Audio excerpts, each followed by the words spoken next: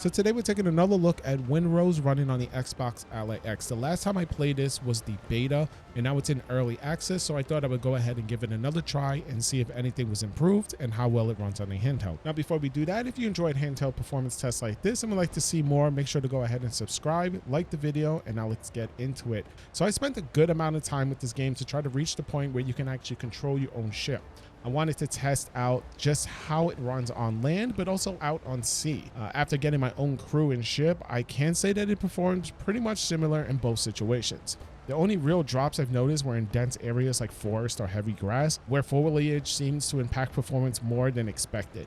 Outside of that, the game runs pretty well overall. With that covered, I'm going to go ahead and start with the settings first and then move into gameplay. If you want to skip ahead, you can, but this will give you a good idea of how everything is set up. So for the settings, I'm running in full screen with FSR enabled. I have the upscaling set to performance and frame generation is turned off. You could go ahead and use this if you want. I prefer not to.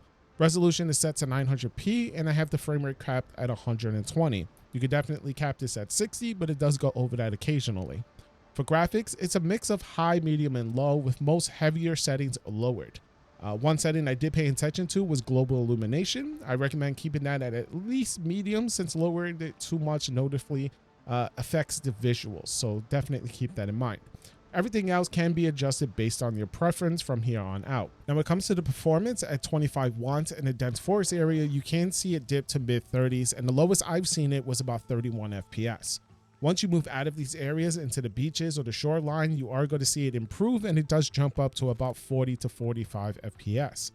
Now, there are certain situations where you can actually go into the ship or you go into a house and it will jump up to about 60 FPS. Now, for a majority of this game, I did play it at 25 watts, but if you want, you can definitely bump that up to 35 watt turbo, and you're going to see about a 5 to 8 FPS gain.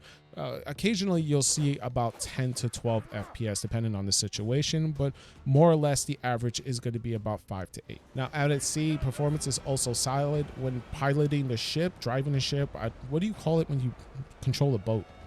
Looking straight ahead, it sits around 50 to 55 FPS, and then when you step away from the helm or adjust your view, it can climb higher. I've seen it go up to about 77 FPS. It does fluctuate a bit depending on what's on screen, but overall it remains stable and playable. Fortunately, I wasn't able to capture larger ship battles at sea. I was taken out pretty quickly. I actually didn't even see it coming.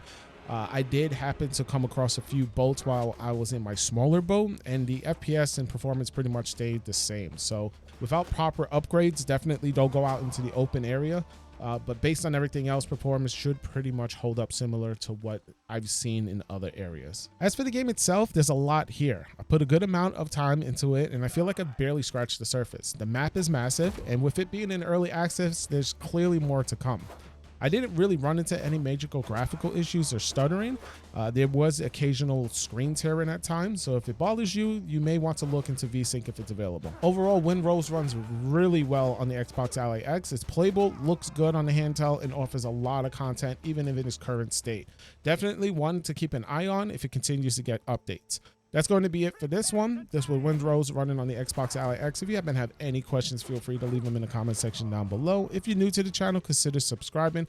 And if the video helped you out, then you know what to do. Go ahead and hit the like button. Thank you so much for watching. I hope to see you in the next one.